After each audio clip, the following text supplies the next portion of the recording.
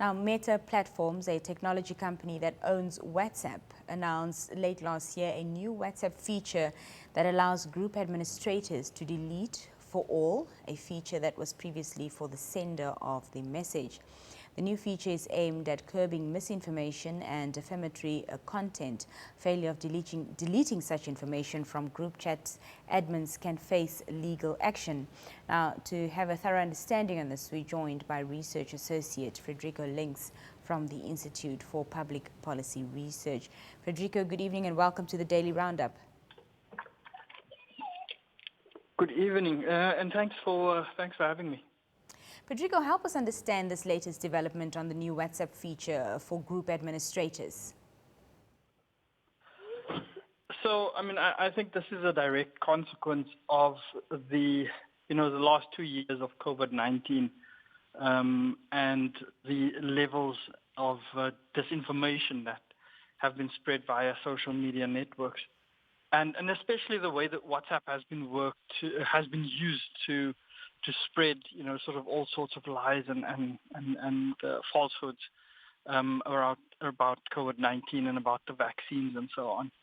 I think this was a direct response to that, allowing group admins, because WhatsApp groups had become a very significant vector for spreading disinformation about during this period. So this was the social media platform responding to what was happening on its through it, and the sort of information that was being spread, and giving group admins more power to actually moderate content that appears in groups. Previously only the sender or the poster of the content could delete it for everyone.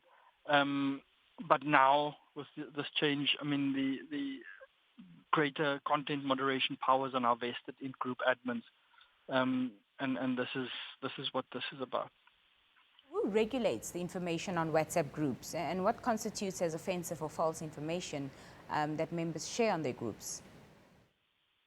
Well, that's up to if groups have sort of terms of use or rules for groups, and that's always a good idea. If you have a WhatsApp group and you're the admin, it's a good idea to create rules and that everybody should abide by. And then, of course, if there are those who don't abide by those rules, you have the power then to restrict their content and what they post and even delete it. That's so that's up to the group what rules are acceptable and so on. And also, in terms of if whether they will allow people to just post information without that information having been verified as factual, that's up to the group and the group admins, of course, to moderate that sort of information sharing. So really, it's if you have rules for your group and people aren't abiding by those rules for the content they are posting or sharing or forwarding into the group, then that's you moderate that according to your rules. To keep WhatsApp group admins responsible, but what happens in a scenario where all members of a group are admins? Well, that's a bit of an interesting situation. I've never seen a situation where all the members are admins, and I'm in quite a number of groups, professional and interest groups and so on.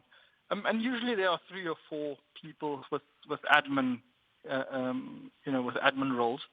But I haven't been in a group where I've encountered where all of us in the group have been admins. That would be a strange situation. But even in a group such as that, if you have rules and you have the admin functions, then you can still, if group members are transgressing in terms of what they post or share or forward, you can still then, of course, as an admin, remove that content. Frederico, if misinformation or false information is shared, what are the steps one would have to take, for it to hold in court? And also, say this information gets deleted, does it still hold any ground? Look, what we in Namibia currently don't have legislation that speaks to this. I mean, so it's up to the group admins. Of course, if somebody defames somebody else in the group, the person who is the person who feels themselves to be defamed can, of course, make a case against the person who's sharing or spreading defamatory material. Whether you can, I don't think under our current legislation you can sort of hold the group admins accountable for that. But in South Africa, for instance, their cybercrime law and they have another piece of legislation as well that deals with online content, specifically in this context.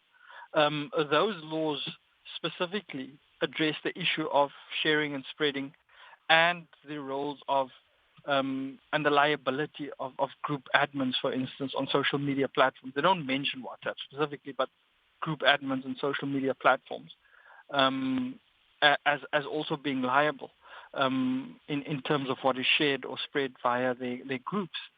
So there are mechanisms in law, for instance, in South Africa and other countries as well, that now are given actual force by these content moderation changes of WhatsApp. In Namibia, it isn't the case. We don't have, sort of cybercrime legislation or hate speech or harassment legislation that speaks to this sort of thing. So it really is left up to, individuals to if somebody is spreading defamatory material, to take on the person who spreads that material, or to leave the group. But in terms of actually having legal mechanisms that are based in law that to use to hold group admins accountable, that's an iffy situation. And I don't think there's yet been a case, for instance, in South Africa where and I haven't heard of this, I'm speaking under correction, where a group administrator has actually been held accountable for content that somebody else shared, and then the administrator or administrators didn't act to delete that content or to moderate that content or so. So I haven't yet heard of a case like that. As I said, I'm speaking under correction. But it would be interesting to see how that would play out in the Namibian context, given that we don't have sort of legal mechanisms that speak to this sort of mechanism directly. Would you say that this new WhatsApp feature is then ideal, and should it be taken seriously? Well, I mean, yes. I mean, it's a content moderation tool that should have been there long ago. I mean, we certainly needed it during COVID-19, I think. So, during the peak periods of the COVID-19 pandemic. So, I mean, it's something that is definitely welcome in my perspective. And I mean, it's something that I foresee group admins will use to moderate the content in their groups. So, yes, I think this is the good feature.